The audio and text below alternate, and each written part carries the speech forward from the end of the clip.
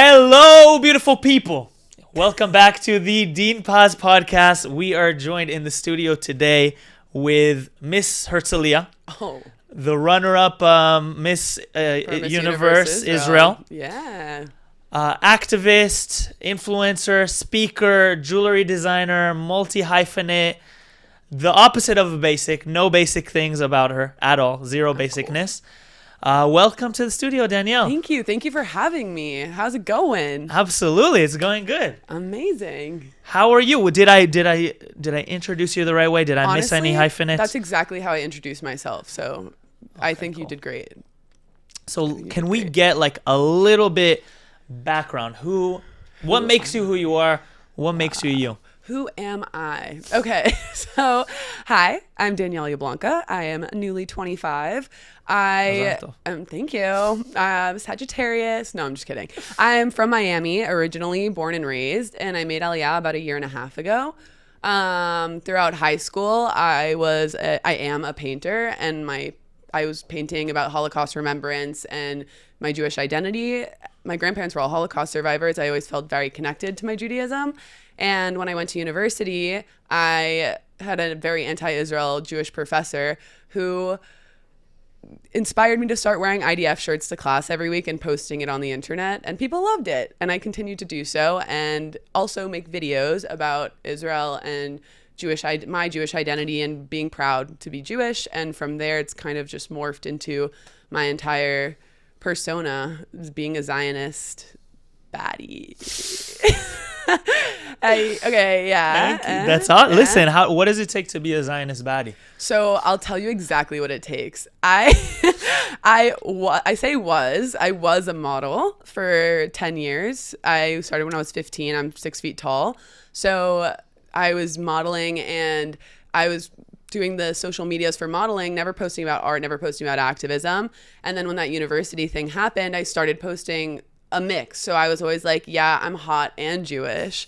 Okay. So I went from aren't they two synonymous kind of? I wanted to start a movement. Okay. I wanted it to be hot and Jewish. I wanted everyone to be hot and Jewish. # hot and Jewish. It was like, I tried to make it a tagline. It didn't really stick, but I was like, let's make being Jewish cool again. And that was my thing, my shtick. And after October 7th, I say was modeling because my modeling career pretty much dried up after October 7th when I was so openly Zionist on political, quote unquote. If anyone's just listening, I'm doing the air quotes. I was so political and no one wanted to work with me anymore. So now it's pretty much just activism and I couldn't be happier, prouder where I'm at.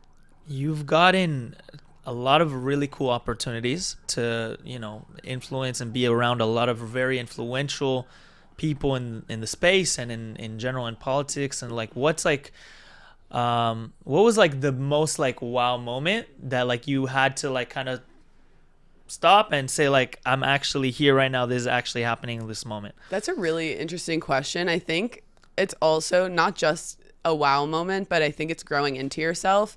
And there was a time where I would fangirl. This moment pops in my head actually all the time. I used to be super camera shy, and I'd freeze up as soon as a camera was in front of me. And I could take pictures, whatever, but I'm talking filming and speaking to a camera. I didn't know what to say. And I always flash back to this moment where there's a camera in my face and I had to be like 15 or 16 backstage at a show.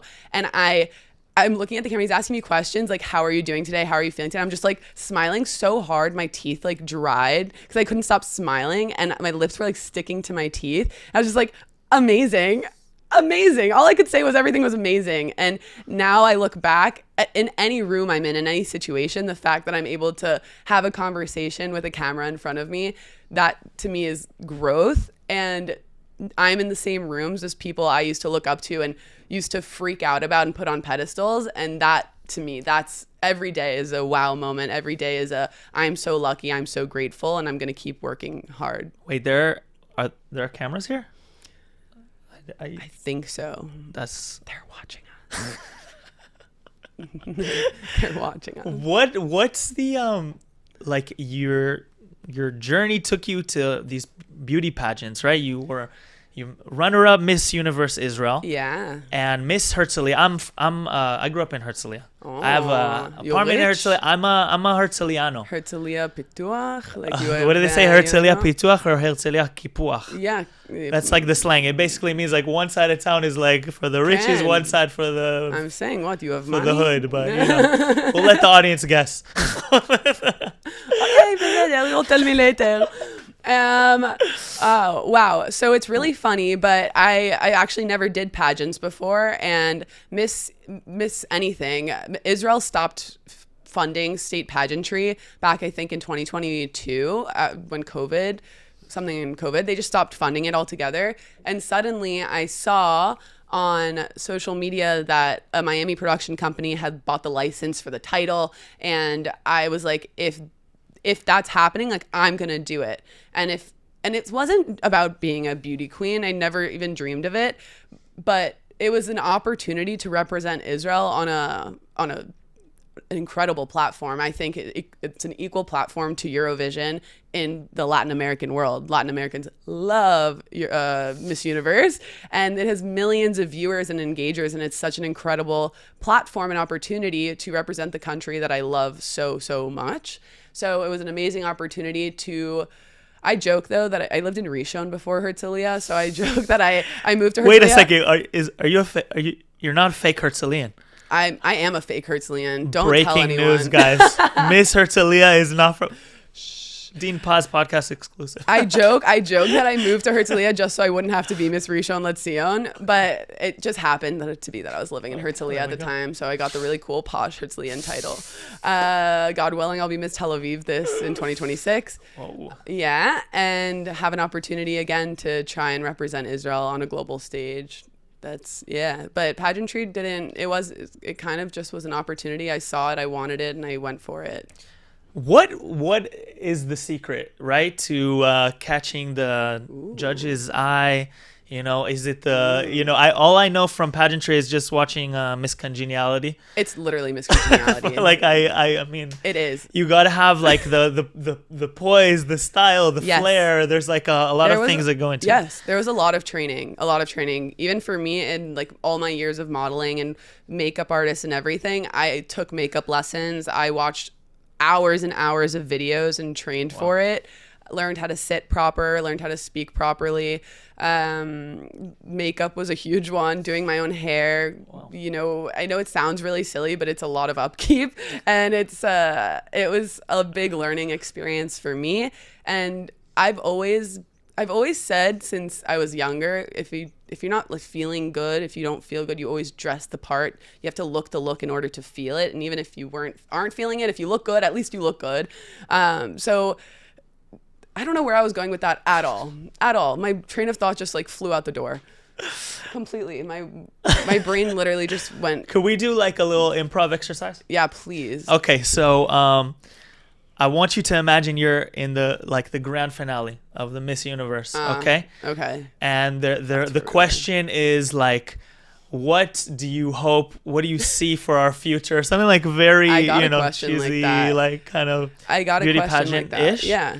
You're on stage, poised, demure, the whole thing. How are you, like kind of like you're face the audience, tell us like how would you change the world? Can I tell you all I was thinking when I did get that question at the finale was how badly my feet hurt and my toes were numb for a week and a half after the competition. It was painful, but my question that I had gotten asked was what would my message be to younger girls out there? And I believe my answer was along the lines of, I would want any young girl and any young boy even to know that you can be beautiful and smart and you can achieve anything as long as you put your mind to it. It's such a simple answer, but the difference between you being successful and the person next to you is just you going after it. So that would be my pretty straightforward, realist answer. Amazing.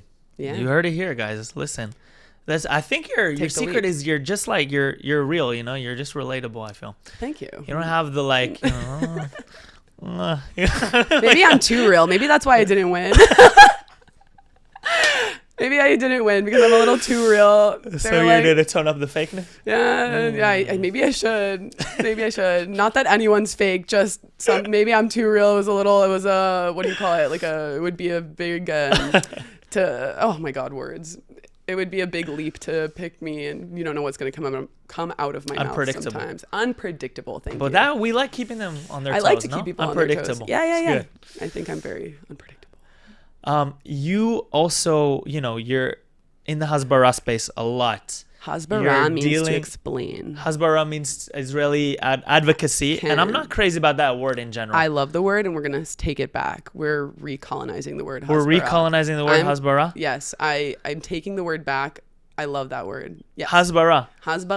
Every time I talk about Hasbara, I always hear Israel doesn't do a good job in Hasbara. Israel is promoting Hasbara in the worst way. And I don't like the word. I just want to, talk to people that are changing the world in a huge way. And they just so happen to be from Israel, and gives a real face to the world to see, just like you, there's nothing. I think it's really important. After the war broke out on October 7th, I was hired on October 7th in the nighttime by Hillel International as an independent consultant to coach and mentor and monitor college university group chats, and I was able to use my platform to give students a voice. And I think that's the magic of the beauty that came out of something so dark was how connected the Jewish world became. And when you have a platform, I think it's really, really, it's great. I love to talk on the camera. I love to make videos and showcase myself, obviously, but it's a beautiful opportunity to also use that platform to share other people's stories. And I'm proud and lucky enough to have done so and continue doing so. When I traveled to Israel for the first time after the war, I was able to interview people and tell their stories online. And I think anyone with any sort of platform, no matter what it is, has an opportunity to speak and be proud and share their story and use their platform to share others. What is the I have something I wanted to add that popped in my head when you said what you originally said about Hasbara. And I actually watched a video this morning by Bellamy Bellucci, who is a wonderful friend and advocate as well. And she said something that's been running in my mind all day. And it's that Israel doesn't have PR and they do. Meaning we don't have PR. We don't have, obviously Israel sucks at our PR is what everyone says, as you said, but we don't have PR. We are speaking facts, and they have a whole PR setup. They have the campaigns and backing and news outlets and all of these things, and we don't have that because we're speaking our truth. So it's not about PR, but it's about knowing who you are, where you come from, and knowing your truth and doing what you can using your platform to speak out. You faced also tremendous adversity and a lot of haters online, and a lot of, what can I say? How do you deal with that? And what's one a story that really shocked you in terms of, That's an interesting question, actually. For me, because I modeled for so long before, I think I got really used to the critique, being told you're too skinny, you're not skinny enough, you're too tall, you're not tall enough, whatever it was. I'm pretty used to critique from a younger age. And when it came to opening up about who I was online, I went into it knowing that there would be hate because I'd experienced it alone just in high school as a Jewish person making art about my Jewish identity. I'd have people say, Danielle, we get it, you're Jewish, move on. And for someone to say move on, that always irked me. And I always knew it existed, is my point. I always knew anti-Semitism existed. And the more hate that I get online, the more I know that I'm reaching outside of the echo chamber. Even though everyone says, okay, who's your audience? You're only speaking to Jewish people. What are you doing? I think it's even more important that we speak to the Jewish community within our echo chamber, because we already are such a small minority. And if we're not speaking up for ourselves and for ourselves, how do you expect other people outside of the echo chamber to speak up for us? So I know that was outside of the question a little bit, but I always expect hate online, and the more hate I get, it actually fuels me to keep going, and it gives me more content and more views, and it lets me know that I am reaching outside of that Jewish bubble. Awesome. And everyone should too. Shout out to my haters. Listen, Yeah. you guys. Where my haters? Where my haters? I don't got them. I'm not famous. Not yet. What do people like? What's like an assumption that people make about you, or like that's Ooh, just like. No one's ever asked me that. An assumption that people make about me is that I'm influencer, like a stuck-up influencer. I was on a Masa program actually last year, and I'd spoken, like the few friends that I made afterwards, a lot of my roommates and things, they didn't want to take an opportunity to get to know me. They assumed just because I would be in my room or something filming a video, I was still so silly and cool, and I thought I was at least. And I didn't understand why I wasn't fitting in or why I wasn't getting invited. And afterwards, I just heard through the grapevine that a lot of them just didn't even give it a chance to get to know me. They were just like, oh, she makes videos. Like, she thinks she's all that. And I've heard that before, that, oh, she, who does she think she is? Hot and Jewish. So I think that people don't take the time or make an assumption before they meet me. I'm also very tall and quirky girl on the inside, and I want to be everyone's friend. So yeah, I don't know if that answered your question, but I think people should get to know me. I'll make you laugh. What talking about like let's talk about dating in Tel Aviv. Yes, let's do it. We have the Americans versus Israelis. What a segue. What's your take on that? I prefer Israelis because my dad is amazing, and my dad's Israeli, and he is just a protector, and I feel safe. And whenever I need something, my dad always has my back, and I feel like that's Israeli mentality. Chivalry does feel dead in the city of Tel Aviv, but I have hope out there that there is an Israeli guy out there for me. And honestly, the most important thing for me is, I don't know, now we're getting too deep actually. We'll get there later. But Israeli, I want an Israeli human being as a partner, but all I care about is similar shared Jewish values. I want my children to be raised Jewish, and I want someone that pushes me closer to my Judaism, not further away. How does your Judaism like manifest now? Are you more observant? I actually am. I started keeping Shabbos after Yom Kippur. So I'm Shomeret Shabbat, but it's Shomer Shabbat with a twist. Like, I do it my way, which is just no phone, but I'll still sit on the couch and watch TV with my roommates. Because all week you don't have time to do these things. You're always on your phone. You're always texting. But for me... Listen, they're turning the TV on, right? Sure. So, Sure. That's all right. Especially when I'm all alone and watching New Girl. But... that's how I listen, slowly. One day when I'm surrounded by other people who maybe keep it to a better... My roommates don't observe. They don't come to shul. I go to shul every Saturday. I make challah every Friday. I'm trying to do Birkat Hamazon after my meals and make brachot. It's a journey. We're all on the journey. So little by little. A little flexitarian, a little bit like, you're trying little by little. Yeah. I'm really, really, really trying to... in a spiritual way. No, I'm not trying to limit myself, but I'm connecting. And you? And me, I'm getting stronger now. It's a journey. Mm-hmm. I had ups and downs with it. I used to be more observant. I used to be way less, and then I was a lot more, and then I was like a little bit less, and now I'm a little bit more. So it's kind of a journey. It's kind of a journey. Yeah. But I love it. I think especially like Shabbat dinner and the traditions and like all those things. I think it's beautiful. I think it unites us a lot. I agree. And I think it's a way. I also think it's a personal journey. At the end of the day, nobody can judge your relationship with your creator or the divine, whatever you want to call it, and it's something that has to come from within. It can't be put on you or forced, or else it defeats the purpose. That's Fully. My real true belief. Fully.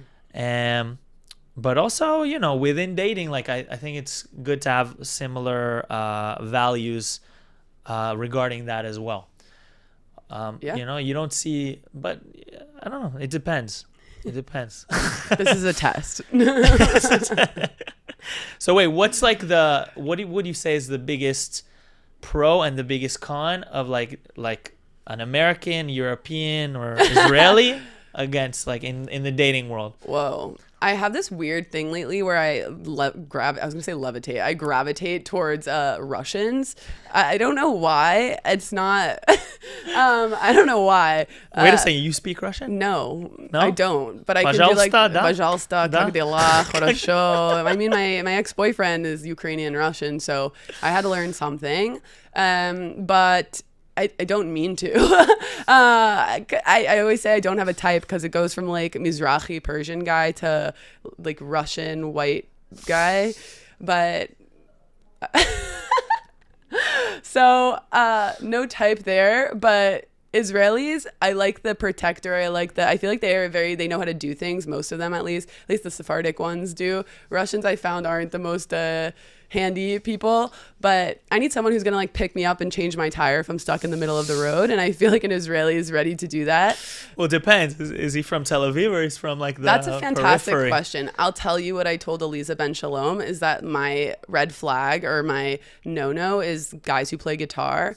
And so I stay away from them. And when you stay away from a guy that plays guitar, most likely he will be able to change your tire. So what are their red flags? Guitar, obviously, a big one for me. Sorry, guys who play guitar. What are their red flags? I think red flags asking to go to coffee or asking to go for coffee, inviting me over. What is up with that? As a first date? Ken in Tel Aviv, like all the Hinge, everything, all the guys, I'm like texting them. I'm so excited, waiting for them to ask me on a date. First of all, that's another red flag, actually. No one asks you on a date. I have to ask them on dates. And usually I scare them away. But they like the first date is always want to come to my place and have some wine. Really? Ken. Wow. And then I say, I'm not that girl. I'm not coming to your place for wine. I don't go to people's homes on the first date. And their response is nothing. They disappear. So what about we talked about this on some previous podcasts, like Sure. the classic like 30 shekel bottle of wine sitting on the Hilton Beach watching the sunset I'll kind of thing? take it. Yeah? Okay. I'll take it because no one's asking people on dates anymore. Maybe I'm looking at the wrong people, but no one asks on dates. Let me know, ladies. I'm curious if I'm wrong, but all my girlfriends are single at the moment. All of us struggling to find a good guy that puts in effort, doesn't ask you to come over on the first date, takes you out to dinner, has conversation. Very important. It's very, very. Yeah. Listen, there's a lot of How about you? Are you me? doing it? Are you asking the girls on dates? Are you a red flag? Yeah. Do you play guitar? I don't play guitar. Phew. At least not well. Continue. But I definitely I like a first date like with a lot of conversation. Mm-hmm. I think that like a movie first date is like a red flag because you're just watching a movie. Yes. I also think that the Hilton Beach thing, like it's a little bit played out. Okay. It's very basic. So you're telling me I'm basic. I think yeah, I don't know. I think it's good to have a conversation. Yeah, I think so too. I think that was a very basic take as well. It's good to have a conversation. I agree. But sometimes the basic things are the right things, no? It's basic for a reason. Like it's like tried and yet true. they're lost on so many. It's lost on so many. What a world we live in. What a world we live in. So, okay, what are your red flags then? Oh wow, I think I'm very forward and overshare. I'm an oversharer. Mm-hmm. That's a big one. And I freak out. I don't know if this is a red flag, but I'm gonna go story instead of naming the red flag. But right now, I went on one date with a guy who's a lot more religious than me, and I had such a great time. Whatever, I come home, I'm telling my roommates about it. And my roommates are like, oh my gosh, he keeps Glock kosher. Yeah, I didn't think about it. I thought it was so cute. And then my roommates are like, Danielle, what if you want to bring him home to your family? He's not going to be able to eat at your parents' house. What if you want to travel the world and you can't eat? What is he going to do? Take a can of tuna fish and crackers everywhere he goes? And I start freaking out. Like, I'm like, you're so right. And I immediately pick up my phone and I'm like texting him as if like we're married already. Like, we went on one date, and I'm like, I'm freaking out about how kosher you are. Maybe I'm not Jewish enough for you. You know, I think sometimes my red flag is I'm extremely impulsive, and I need to take a breath, sit with the information, think on it, and then decide what to do with it. That's definitely my biggest red flag. Are you like overly analytical also a bit? I wouldn't say, I wouldn't define myself as overly analytical, just impulsive. But my therapist said that comes with the atypical brain that I have with my ADHD. Yeah. It's frontal lobe comes out first, and then afterwards I think about what I say, versus the typical brain that you think about what you say and then you act. So yeah, my grandfather always says, you know, there's like a phrase in Hebrew like timdod, me'apam tigzor pam echad, measure 100 times, cut once. Ooh. I used to be also much more, you know, but you know, you gotta believe it or not, mull it over. You know? Mm-hmm. What do we have, right? We have 2 ears, 1 mouth. Gotta listen more than we talk. Isn't that what they say? Our first date's going the wrong way. I'm spitting wisdom right now, you know? Yeah. I actually have a problem. I think that's another huge red flag of mine, is that I try, because of I have pretty bad ADHD, and because of my attention span, I try really hard to listen to what people are saying. So I'm focused very hard on what you're saying, and then already thinking about what I'm going to say. So I try to repeat what you're saying to make sure you know that I'm listening, to make sure I know that I'm listening. But then I forget what I say in response, and then I feel like I'm it's like Inception. And then the person a dream within a dream within a dream. The person who's talking to me is like, you said XYZ, and I was like, no, I didn't. They're like, you literally just said XYZ, and I was like, did I? And I don't know what I say. It's crazy. My brain's a special place. What does the future hold for Danielle Yablonka? What do you see in the next year? That's a good question. I think this year is going to be the up and up. I really do. I think 2025 was very rocky for me personally. I went through a breakup. I was in a long-term relationship. I started a jewelry business. Fighting for my life on social media and competing with a whole new, I'll call it like mob of Jewish influencers and activists. And there's so much happening and changing. Present company not included. Pardon? Like you're not like, you know. No, I didn't get it. Okay. What did he say? She didn't get it either. We're on the same page. Shh. No, I'm just kidding. We'll cut it in the edit. No worries.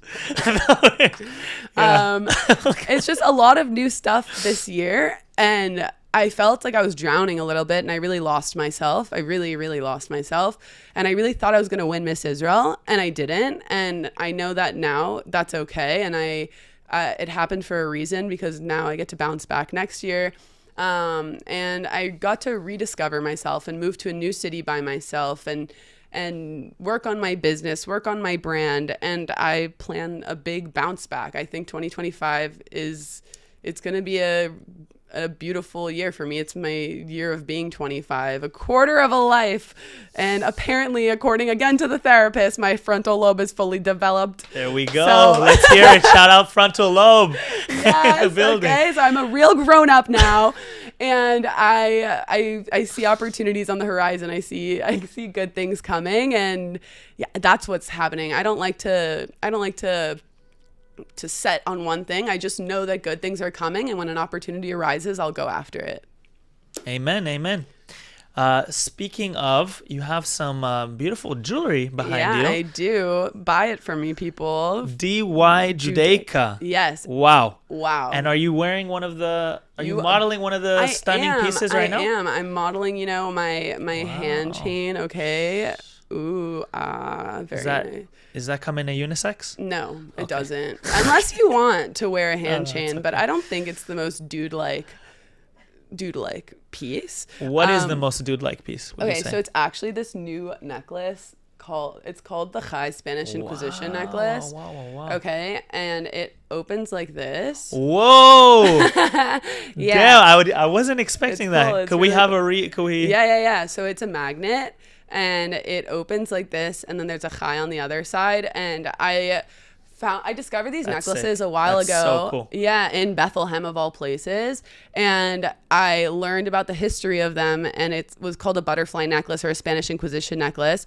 During the Spanish Inquisition, Jews invented these magnetic necklaces that would open in public so they could hide their Judaism because they would be executed or forced to convert. And in private, they would hold on to their Judaism and close it so they could rebel and identify one another. So I created a modern Spanish Inquisition necklace, and you can only find it at DY Judaica. And they open in public if you want, but I kept it Jewish because it's not about hiding your Judaism anymore. It's about knowing our history, knowing that we did have to hide it at one point. And it's also a great fidget toy, and you get to wear it proudly. Really cool. Thanks. I'm not just saying that. It's actually so cool. I know. That's really sick. Thanks. Yeah. So this is like my favorite dude necklace at the moment. And I love seeing guys get excited about the story behind it too. And now when I'm at parties or something and I'm wearing it and a guy friend like sees the necklace, he's like, yo, dude, look at this necklace. Can I try to tell the story behind it? And like they go and they're like during the Spanish Inquisition, Jews, and I'm like, that's right. Know your stuff. That's a green flag and a really good conversation opener also for the guys out there. It really is. So it's definitely my favorite piece right now. I'm wearing one also. It's just a more like feminine one. It has sparkles. It's got gemstones all over it, and it's way shorter. But I made this one extra long so men and women could wear it, because guys don't like short necklaces. I've learned. So cool. And you have silver and gold. Everything silver and gold. All my pieces are sterling silver with gold or with gold plating if you want. And I love my jewelry, and every piece in my collection is unique because I designed it.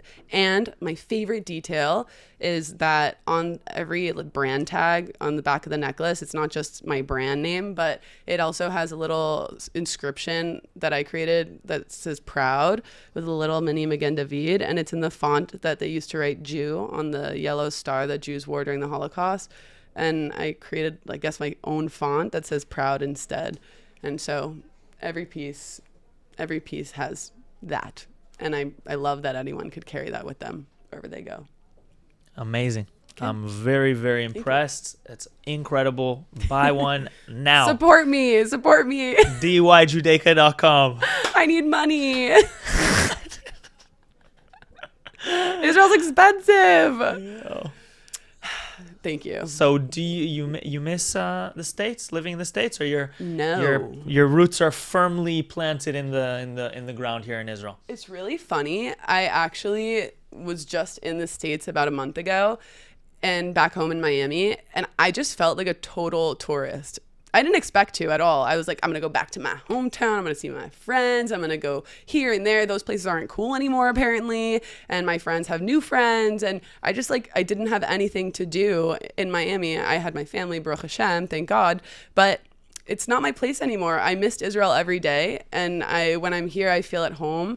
I feel like the most authentic version of myself. And I'm surrounded by more authentic people. So everyone should just make Aliyah is the point to my response. So somebody hearing this, they're like on the fence. They're like, I don't know.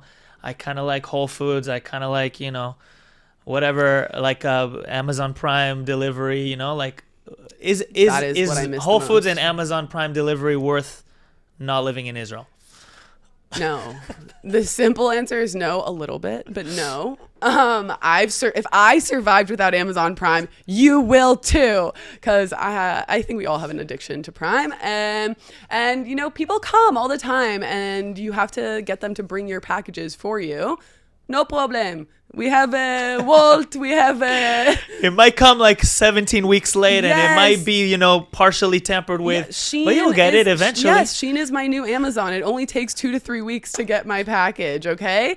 It's worth it. It's fine. But for real, make Aliyah, it was the best thing I ever did. And if someone is listening to this and you're on the verge of deciding whether or not you want to make Aliyah, you have to do it. You have to try once in your life. I was sitting on a beach, planned to be here for 10 days and ended up extending my trip for 2 months. I was like, that's it. I applied. I did my Nefesh B'Nefesh application, and October 7th happened. I didn't end up coming back right away, but as soon as I could, I did. Find a program, find a whatever it is, Masa, find like Aardvark, all these different programs, Birthright. Get here however you can, and you're never going to have the opportunity again. So why not take it? Immediately when I knew I wanted to be here, I started telling people right away the year before I moved, like next year for the opportunities they were offering a year from now, I said, actually, I'm moving to Israel next year. And I got it in my mind that I'm not going to be in Miami anymore next year. I'm going to start my life in Israel. And what's the worst that can happen? You hate it. It doesn't work. And you move back. The worst that could happen is you become a beauty queen and then you do podcasts. What can happen? It's very good. It's a good life. It's a hard life. It's not easy to move here. There's so much bureaucracy. But I think the people and having a mezuzah on every door that I walk into and wishing everyone I meet on the street a Shabbat Shalom on Friday makes it all worth it. The pros really outweigh the cons by far. In my experience, I agree. I love it here so I do much. too. Let's wrap it up here. And if I can ask you, please, what is the best piece of advice that you've ever received? And why? Wow. I'm gonna give the most recent because that's what popped into my head first. And I am gonna say something. Wow, I'm gonna say one bad word. But it's my best friend and mentor, Raina Rose Exelbeard, said to me recently on the phone during my low of lows, and she said, Danielle, sometimes you're the shit, and sometimes no one cares who you are. And for me, I love that saying so much. Is that okay? What the light went out behind you randomly in the middle. So let's could we have the answer again? Was that a good answer? It was a good answer, but okay. I don't want let's get the answer again. Sure. Take two. So I'm gonna say something that my mentor and best friend Raina Rose Exelbeard told me most recently, and actually she's told me since she became my mentor when I was in high school. First it was never let anyone dimmer your shimmer. So no matter what, no matter where you are, no one can dimmer your shimmer, and no one can tell your story better than you can. That's the most important piece of advice. And most recently, she said to me, Danielle, sometimes you're the shit, and sometimes nobody cares who you are, and that's okay. And that really stuck with me because, yeah, I am the shit. I'm really cool. I'm great. I'm awesome. I'm all these things. And sometimes it's okay if nobody cares who you are. Like, it is what it is. That's life, and that's how life goes. So I try to live by all of those mottos, and I always hope that I inspire others to do the same and be proud to be Jewish. That's the most important. Well, thank you so much. Thank you. And you're such an amazing voice. Wow, thank you. And appreciate you so much coming on the show. I appreciate you for having me. Thank you. Thank you very much. Peace out, yo. That's a wrap. That's a wrap.